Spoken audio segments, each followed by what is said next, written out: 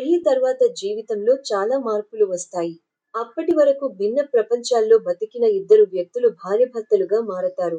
భార్యాభర్తల మధ్య అనుబంధం చాలా ప్రత్యేకమైంది.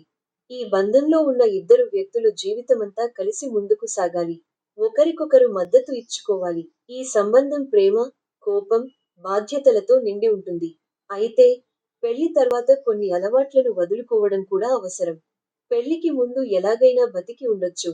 కొన్ని అలవాట్లతో జీవితాన్ని బాధ్యతల్లేకుండా గడిపి ఉండవచ్చు. కానీ, పెళ్లి తర్వాత భాగస్వామి కోసం కొన్ని అలవాట్లను వదిలించుకోవాలి.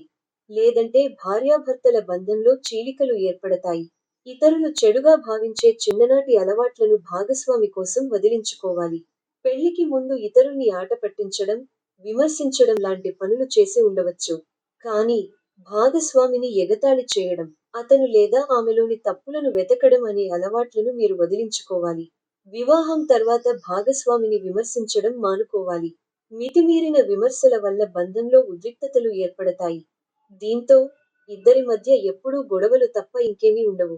అందుకే, ఈ అలవాట్లకు గుడ్ బై చెప్పి సంతోషంగా భాగస్వామితో గడపడం నేర్చుకోండి.